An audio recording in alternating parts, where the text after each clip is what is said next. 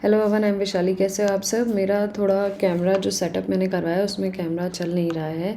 I don't know, I tried from my side. अभी technical team को बुलाया है, मे बी 1-2 दिन लग जाए, but I don't want to hamper your studies, क्योंकि ऑलरेडी मैंने प्रॉमिस किया था और अराउंड 6-7 डेज़ निकल चुके हैं। अभी मैं आप लोगों के साथ स्टार्ट कर रही हूँ कैलकुलस। आज कोशिश करेंगे कि कैलकुलस में फंक्शन ऑफ सेवरल वेरिएबल के जितने भी कॉन्सेप्ट्स हैं मैं आपके साथ डिस्कस कर सकूँ, उन पर बेस्ड आप PYQs प्रैक्टिस कर लीजिएगा। सबसे पहले यहाँ पे आप लोगों को ये बताना चाहूँगी कि मेरा जी 2.0 का बैच जो हम लोग स्टार्ट करेंगे, एक बैच ऑलरेडी स्टार्ट हो चुका है, ये सेकंड बैच है जो कि हम लोगों का स्टार्ट होगा आप लोगों का गेट एग्ज़ाम फिनिश होने के बाद। मोस्ट प्रोबेबली 9th या 10th ऑफ फरवरी से मैं स्टार्ट करने का प्लान कर रही हूँ। इस बैच की प्राइसिंग थोड़ा इंक्रीज़ करी गई है, जिस हिसाब से आप देखते हो कि मेरे पुराने बैचेस के प्राइसेस काफ़ी कम थे।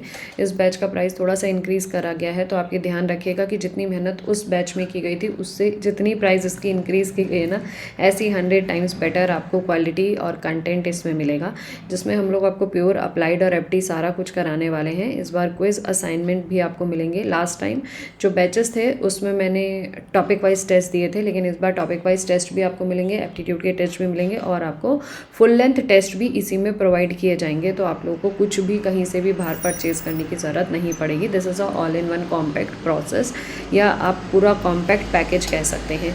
इवन मेंटोरशिप सेशन भी आप लोगों को वीकली इसमें प्रोवाइड किए जाएंगे, किस तरीके से, कैसे और कहाँ से तैयारी करें।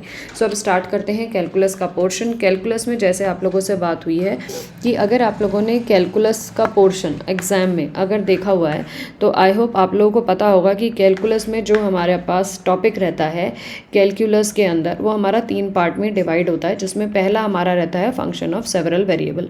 फंक्शन ऑफ सेवरल वेरिएबल का अगर आपने प्रीवियस ईयर क्वेश्चन 2025 का भी देखा है तो कम से कम 2 क्वेश्चन आपके फंक्शन ऑफ सेवरल वेरिएबल में, जो कि limit, continuity, differentiability, partial derivatives, directional derivatives, Lagrange method, ये सारा कुछ इसमें से आता है, साथ में मैक्सिमम मिनिमा। तो पिछले बार का अगर आपने पेपर देखा हो तो 2 क्वेश्चंस तो आपके लिमिट, कॉन्टिन्यूटी, डिफरेंशियबिलिटी से रिलेटेड ही थे। एक क्वेश्चन आपके लेग्रेंजे मेथड से बेस्ड था और एक क्वेश्चन आपका मैक्सिमम मिनिमा का था। तो यहाँ पे कहीं तो करीबन 4 क्वेश्चन आपके, कुल कैलकुलस के काफ़ी ज़्यादा क्वेश्चन पिछले बार आए थे, तो 4 क्वेश्चन 2025 के आप लोग के फंक्शन ऑफ सेवरल वेरिएबल से ही कंटेंट के अंदर से आए हैं। अब फंक्शन ऑफ सेवरल वेरिएबल के अंदर हम कौन कौन से टॉपिक्स पढ़ते हैं, तो हम इसके अंदर पढ़ते हैं लिमिट, कंटिन्यूटी, ठीक है, डिफरेंशियबिलिटी, इससे पहले यहाँ पे आ जाता है पार्शियल डेरिवेटिव्स। पार्शियल डेरिवेटिव्स में फर्स्ट ऑर्डर, सेकंड ऑर्डर दोनों, और मिक्स डेरिवेटिव्स, ये 6 के 6 आपको आने चाहिए। इसके अलावा डायरेक्शनल डेरिवेटिव्स भी आप लोग इसी के अंदर पढ़ते हो। इसके अलावा लेग्रेंजे मेथड करके है, वो भी आप इसी के अंदर पढ़ते हो। इसके अलावा आपका टॉपिक आता है maxima minima, that is higher order derivative का, जिसमें हम मैक्सिमा की बात करते हैं। किसी भी फंक्शन कब वो मैक्सिमा बनेगा या मिनिमा बनेगा, या फिर वो ना ही मैक्सिमा देगा ना ही मिनिमा देगा, दैट मीन्स ना इधर या पॉजिटिव निगेटिव के बीच में घूमेगा, सेटल पॉइंट बनाएगा, या फिर वहाँ पे टेस्ट फेल हो जाएगा। इस तरीके की 4 टेस्ट की बात की जाती है हायर ऑर्डर डेरिवेटिव के रिस्पेक्ट में, ठीक है। तो यहाँ पे ये जो सारे टॉपिक्स हैं, ये सारे के सारे टॉपिक्स आपके फंक्शन ऑफ सेवरल वेरिएबल के अंदर आते हैं। फंक्शन ऑफ सेवरल वेरिएबल का 2025 में लिमिट, कॉन्टिन्यूटी से 2 क्वेश्चन आए थे। आपका डायरेक्शनल डेरिवेटिव से रिलेटेड एक क्वेश्चन आया था, जिसमें आपको प्रोडक्ट करके करना था। उसके बाद एक क्वेश्चन आपका मैक्सिमम मिनिमा का था। तो 4 क्वेश्चन आपको इसी पार्ट से मिल जाते हैं। इसके बाद कैलकुलस की बात करें तो वेक्टर कैलकुलस के अंदर हमारा जो पोर्शन रहता है उसके अंदर हम लोग पढ़ते हैं ग्रेडियंट के बारे में, डाइवर्जेंस के बारे में और कर्ल के बारे में। इन सब के फॉर्मूलाज, इन सब के कॉन्सेप्ट्स आपको पता होने चाहिए। रोटेशनल सोलेनॉइडल से रिलेटेड क्वेश्चंस आ चुके हैं। इसके अलावा कुछ थ्योरम्स होती हैं जो आपको पता होनी चाहिए। सबसे पहली बात आपको पता होना चाहिए ग्रीन्स थ्योरम पता होनी चाहिए, स्टोक्स थ्योरम पता होनी चाहिए और गॉस डाइवर्जेंस थ्योरम के बारे में आप लोगों को पता होना चाहिए। ये कुछ पार्ट है। और लाइन इंट्रीगल जो आप लोग पढ़ते हो वो भी आप इसी के अंदर ही पढ़ते हो। ये सारा कुछ वेक्टर कैलकुलस के अंदर कवर हो जाता है। इसके बाद हम लोगों का जो पोर्शन तीसरा रहता है, विच इज़ कॉल्ड एज आपका इंटीग्रल कैलकुलस। तो इंटीग्रल कैलकुलस के अंदर आप लोगों का पोर्शन रहता है, एक्चुअली स्टार्ट होता है सेकंड, या आप कह सकते हो 2 इंटीग्रल या डबल इंटीग्रल, इस तरीके से वर्ड यूज़ किए जाते हैं। सो इंटीग्रल कैलकुलस के अंदर जो टॉपिक आपका स्टार्ट होता है वो होता है आपका डबल इंटीग्रल का। डबल इंटीग्रल में आप लोग dx dy के टर्म में, dy dz के टर्म में, ये आप इंटीग्रेट करना आपको आना चाहिए डिपेंडिंग अपॉन जो फॉर्मूला आपको पूछा गया है या क्वेश्चन की रिक्वायरमेंट क्या है। तो डबल इंटीग्रल आप लोग पढ़ते हो, यहाँ पे आप ट्रिपल इंटीग्रल पढ़ते हो, double integral with respect of rectangle पढ़ते हो, विथ रिस्पेक्ट ऑफ एरिया पढ़ते हो, ट्रिपल इंटीग्रल पढ़ते हो, double integral with respect of surface area पढ़ते हो, इसके बाद आप लोग ट्रिपल इंटीग्रल पढ़ते हो। दूसरा इसके बाद रेट ऑफ चेंज, इसमें चेंज ऑफ वेरिएबल का कॉन्सेप्ट भी आता है, इंटीग्रल के अंदर चेंज ऑफ वेरिएबल का कॉन्सेप्ट भी आता है। इसके अलावा एक होता है जैकोबियन मैट्रिक्स, जिससे रिलेटेड लास्ट टाइम एक क्वेश्चन भी आया था कि जैकोबियन मैट्रिक्स, वो आप चेंज ऑफ वेरिएबल के दौरान ही एक जैकोबियन की मैट्रिक्स जनरेट करते हो, उसको किस तरीके से रिलेट करते हैं, वही एक कॉन्सेप्ट बना के क्वेश्चन बना के पूछ लिया गया। तो यहाँ पे जैकोबियन से रिलेटेड भी क्वेश्चन एग्जाम में आ जाता है। साथ में surface area related to the integral, इससे रिलेटेड भी क्वेश्चन एग्जाम में आ जाता है। तो ये कुछ टॉपिक्स हैं जो इंटीग्रल कैलकुलस के अंदर पढ़े जाते हैं। ठीक है, अब ये कुछ टॉपिक्स हैं फंक्शनल वेरिएबल और कैलकुलस। तो आज के दिन कोशिश करेंगे कि हम फंक्शन ऑफ सेवरल वेरिएबल के मोस्ट ऑफ द टॉपिक्स आपके थ्योरी पॉइंट ऑफ व्यू से कवर करा दें। एक दो क्वेश्चन इसमें करा दूंगी, इससे रिलेटेड आप बाकी क्वेश्चन आप देख लीजिएगा। सिमिलरली नेक्स्ट डे मैं आप लोगों को वेक्टर कैलकुलस से रिलेटेड क्वेश्चन करवा दूंगी। ठीक है, तो अब सबसे पहले स्टार्ट करते हैं अपना function of several variable. Function of several variable की बात करें तो सबसे पहले यहाँ पे आता है लिमिट। लिमिट में आपको पता है कि क्योंकि फंक्शन ऑफ सेवरल वेरिएबल है, 2 वेरिएबल या 3 वेरिएबल जैसा आपको क्वेश्चन एग्जाम में दिया जाता है, तो लेट ये क्वेश्चन लेके चलते हैं। इसी तरीके के क्वेश्चन आपको एग्जाम में दिए जाते हैं जिसमें न्यूमरेटर के अंदर लिखा हुआ है x² y divided by x⁴ + y²। Limit x y tends to 0, मतलब x और y साइमल्टेनियसली एक साथ लिमिट 0 ले रही है। तो आप अपनी मर्जी से किसी x को 0 या y को 0 नहीं ले सकते, डिपेंडिंग अपॉन अगर आप अपनी मर्जी से किसी को 0 ले रहे हो तो दूसरे की वैल्यू भी आप सोच समझ के रखिएगा। तो इसमें लिमिट को सॉल्व करने के लिए लिमिट जो होती है उसकी एक फाइनाइट वैल्यू आनी चाहिए, लेकिन वो पाथ डिपेंडेंट नहीं होनी चाहिए, मतलब अलग अलग पाथ से आपकी वैल्यू आनी चाहिए तो सेम ही आनी चाहिए। अलग अलग पाथ से अलग अलग वैल्यू आई तो दैट मीन्स कि वो उस पर्टिकुलर पाथ पे डिपेंडेंट हो जाती है। अगर ये कॉन्सेप्ट पे बेस्ड आप क्वेश्चन कर रहे हैं तो वहां पे वो गलत हो जाएगा। तो लिमिट की एग्जिस्टेंस के लिए पाथ डिपेंडेंसी नहीं होनी चाहिए। Is that clear to you? So moving to the next, इसका सबसे पहली बात, अगर आप लिमिट के बारे में बात करते हैं तो लिमिट में अगर आपके पास कार्टेशियन फॉर्म में लिमिट है और you want to make it to a single limit को आप दिखाना चाह रहे हो, एक्स और वाई में है, आप एक्स में दिखाना चाह रहे हो, तो आप y = mx पुट कर सकते हो, y = x² पुट कर सकते हो, y = 0 एंड x0 और y0 और x लिखकर भी कर सकते हो, या फिर सिंगल लिमिट में कन्वर्जन करना है, x को 0 और y लेके भी कर सकते हो। इस तरीके से कुछ टर्म्स हैं जिनको यूज़ करके आप लिमिट कार्टेशियन फॉर्म में सॉल्व कर सकते हैं। दूसरा तरीका लिमिट को सॉल्व करने के लिए, जब आप लोगों को लगता है कि x² + y² जैसी टर्म है तो आप x को r cos थीटा ले सकते हो, सिमिलरली y को r sin थीटा ले सकते हो।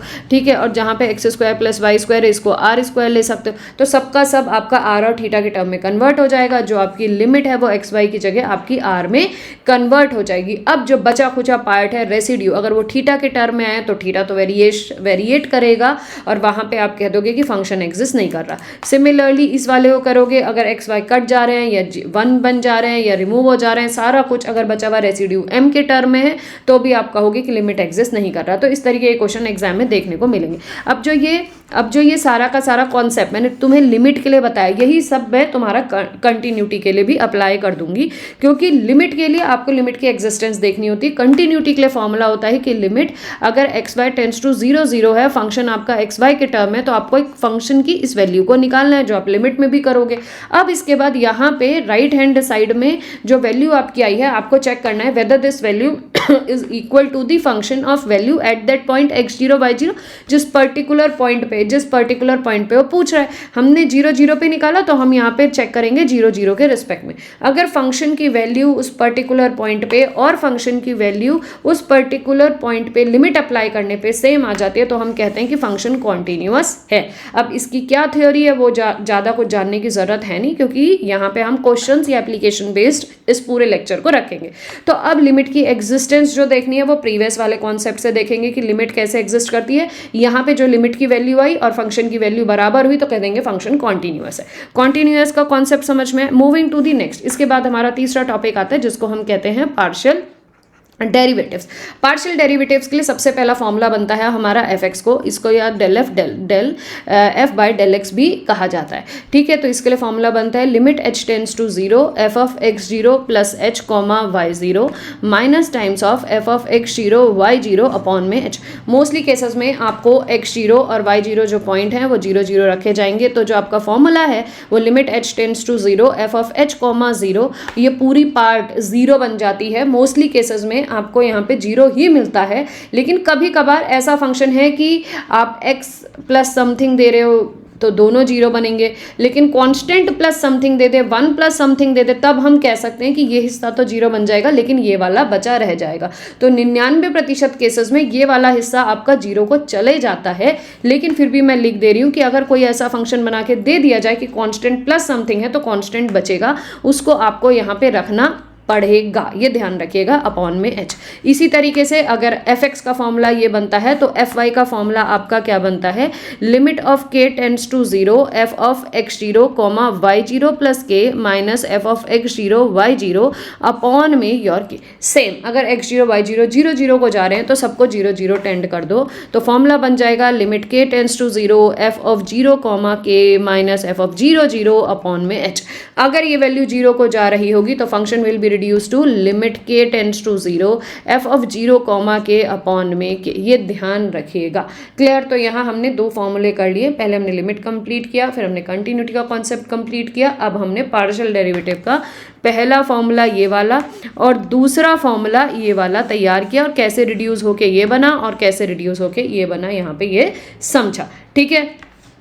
अब मूविंग टू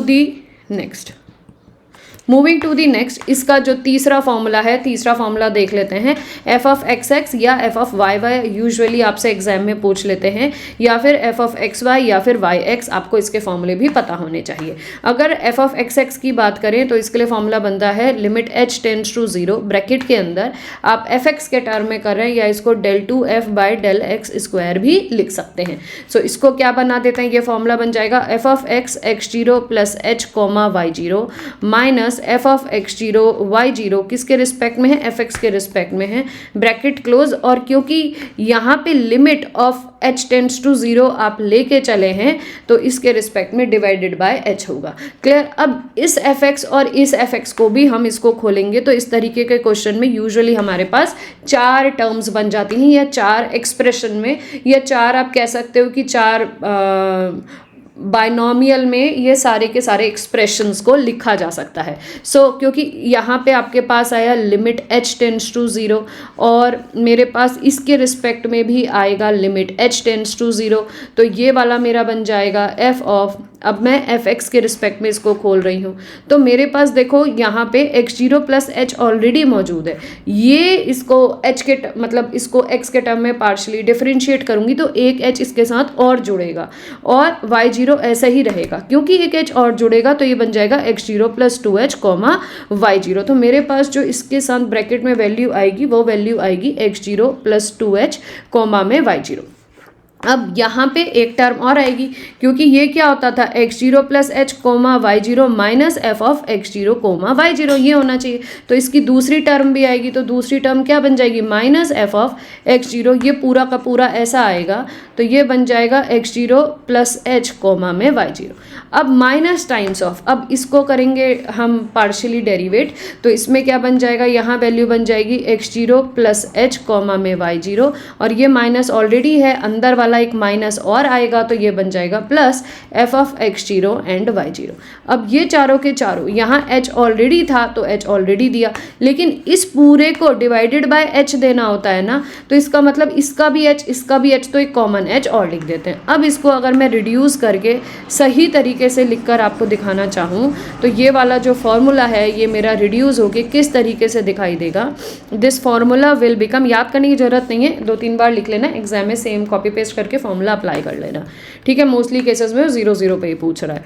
तो limit h tends to 0 bracket close limit h tends to 0 f of x0 plus 2h comma y0 minus of, देखो यहाँ पे ये टर्म एक सी है विद द सेम सिंबल, तो 2 times of x0 plus h comma में y0, और ये प्लस में है तो plus f of x0 y0, और डिनोमिनेटर में आ गया h का स्क्वायर एंड ब्रैकेट क्लोज। तो ये फॉर्मूला मेरा जनरेट हुआ f ऑफ x का। ऐसे ही सेम फॉर्मूला मैं f y का जनरेट कर सकती हूँ, तो मैं यहाँ पे लिख दे रही हूँ f ऑफ y का। एफ ऑफ वाई वाई का क्या बनेगा, limit k tends to 0 bracket close limit k tends to 0, denominator में वैल्यू बन जाएगी के का स्क्वायर, जहाँ जहाँ पे h है वहाँ पे आप किसके रिस्पेक्ट में कर देंगे, के रिस्पेक्ट में कर देंगे, यहाँ h था तो वैल्यू बन जाएगी F of x0 comma y0 plus 2k minus times of f of 2 times of minus 2 times of f of x0 comma y0 plus k plus times of f of x0 y0। तो ये जो मेरा formula बन गया ये बन गया F Y y का, ठीक है। क्लियर है। अब इन सबको इरेज कर देते हैं। अब बचेगा हमारा पांचवा फॉर्मूला जो बनेगा एफ ऑफ एक्स वाई का, और छठा फॉर्मूला जो बनेगा एफ ऑफ वाई एक्स का, ठीक है। तो एग्जाम में आपसे यूजुअली जो 25 में आया उनमें तो खाली लिमिट पूछा, कंटिन्यूटी पूछा, डेरिवेटिव और पार्शियल डेरिवेटिव। पार्शियल डेरिवेटिव में कभी कभी क्वेश्चन में खाली एफ एफ एक्स वाई पूछ लेते हैं, कभी खाली एफ एक्स एक्स एस पूछ लेते हैं। तो ये 6 के 6 फॉर्मूले जिनको याद करके जाइएगा। नेक्स्ट चीज़ कहना चाहूँगी कि अगर कैलकुलस में लग रहा है कि वेक्टर कैलकुलस और इंटीग्रल कैलकुलस डिफिकल्ट पड़ रही है, तो जो ये है F O S C function of several variable, या जिसको हम डिफरेंशियल कैलकुलस भी कहते हैं, इसको पूरी करके जाना। इसमें कम से कम 2 क्वेश्चन तुम्हें सॉलिड एग्जाम में मिलेंगे ही मिलेंगे। अब किस्मत अच्छी रही तो 3 से 4 भी मिल सकते हैं, बट 2 क्वेश्चन तुम्हें मिलेंगे ही मिलेंगे, डिपेंडिंग अपॉन कि क्या रेशियो वो बाकी टॉपिक्स के रिस्पेक्ट में देते हैं। तो 3 से 4 क्वेश्चन हमें कैलकुलस के एग्जाम में मिलते हैं। नेक्स्ट ये आपने कॉन्सेप्ट रियल में ही पढ़ा होता है, तो यहाँ पे आपका as a kind of brush up ही रहता है। तो next moving to the f of x x का फॉर्मूला क्या बनेगा।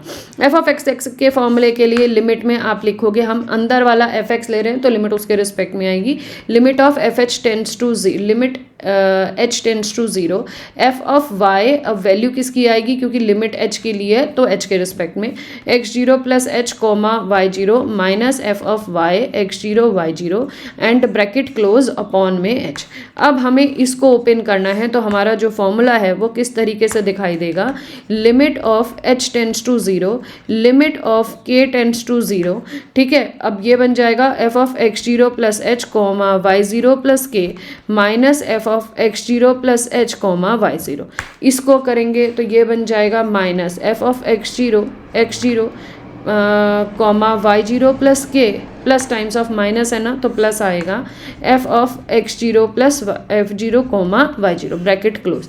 अब यहाँ पे h ऑलरेडी था, इनको एक एक k मिलेगा तो इंटू k वो कॉमन करके बाहर निकाल देंगे, तो डिनोमिनेटर में h के टर्म बन जाएगी।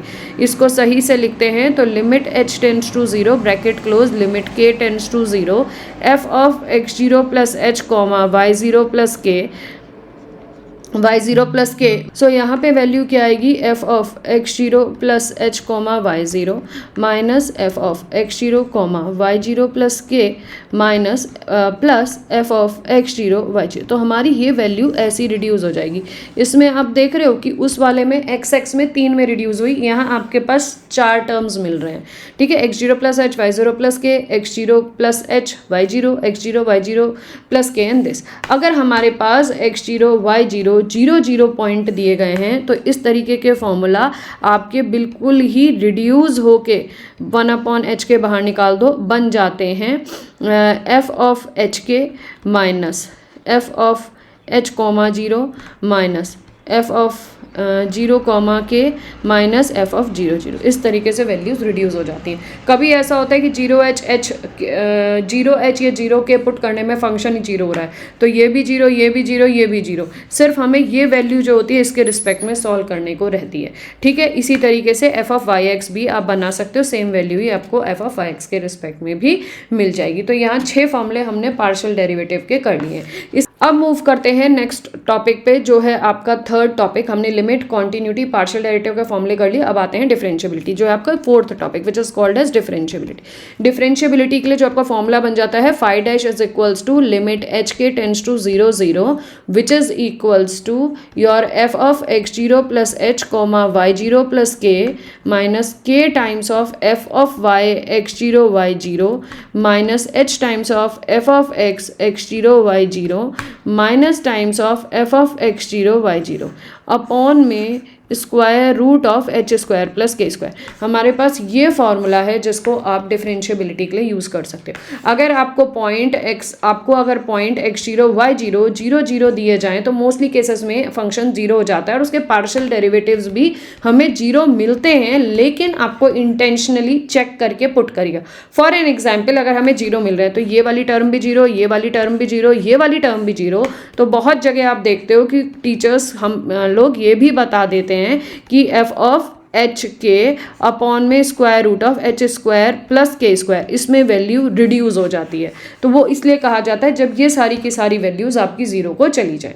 डिफरेंशियबिलिटी का आपका एक ही फॉर्मूला है जो आपको एग्जाम में ट्राई करके देखना है जब डिफरेंशियबिलिटी के बारे में पूछा जाएगा तो। अब मूव करते हैं नेक्स्ट तरफ। नेक्स्ट मेथड आता है आपका लेग्रेंजे मेथड आपको क्या कहता है कि आपके पास कोई भी एक फंक्शन जो है एक्स वाई जेड में डिफाइन करके दिया जाएगा, इसके रिस्पेक्ट में आपको कोई भी एक कंडीशन गिवन होंगी, जैसे g of x y z is equals to 0। वहाँ पे आपको एक नया लेग्रेंजियन कांस्टेंट के रिस्पेक्ट में एक फंक्शन जनरेट करना है which is represented by f, जिसको आप लिखोगे small f minus lambda of g. ठीक है, अब स्मॉल एफ जो वैल्यू यहाँ दी गई वो यहाँ लिख दोगे, माइनस लेमडा टाइम्स ऑफ जी करके ये वैल्यू यहाँ दी गई ये लिख दोगे, लेफ्ट हैंड साइड की जो वैल्यू वो लिख दोगे। अगर इन केस फंक्शन कुछ ऐसा x cube plus y cube is equals to square is equal to 3, तो कैसे बनाओगे g, x cube plus y square minus 3 is equals to 0। तो ये इस तरीके का पूरा फंक्शन यहाँ पे आ जाएगा। आपके पास एक नया फंक्शन कैपिटल एफ जनरेट हो गया। After generating that capital F, your next step is, इसका स्टेप नंबर 2 क्या होगा, एक फंक्शन कैपिटल एफ जनरेट करने के बाद अब आप इसका नेक्स्ट स्टेप क्या लेंगे, क्योंकि यूजुअली क्वेश्चन में वो तो आपसे ये पूछेगा कि maximum value of the function क्या है, या फिर आपसे minimum value of the function पूछेगा। तो हमें पहले जो फंक्शन हमने जनरेट किया है उसके रिस्पेक्ट में हमें एक्स वाई की वैल्यूज निकालनी है।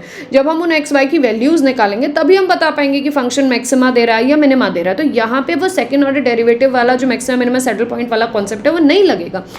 तरीका क्या है देखने का कि यहाँ पे आपको दो फंक्शंस इंडिविजुअल दिए रहेंगे, जबकि उस वाले क्वेश्चन में तो एक ही फंक्शन दिया रहता है। तो सबसे बड़ा तरीका ये जिसमें आप डिफरेंस कर सकते हो।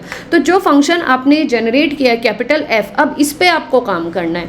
आपको क्या करना होगा, del f by del x equal to 0, del f by del y equal to 0 and del f by del z equal to 0। जितने भी वेरिएबल्स हैं उसके रिस्पेक्ट में पार्शली डेरिवेट करके इक्वल टू 0 कर लो। उसके बाद del f by del lambda equal to 0। आप देखोगे इन तीनों चारों को साइमल्टेनियसली सॉल्व करके आपके पास x in terms of lambda, y in terms of lambda, z in terms of lambda आएगा, और फिर लेमडा की वैल्यू आप इन्हीं इक्वेशंस में पुट करके आप x y z निकाल लोगे and then you will get the answer of the function.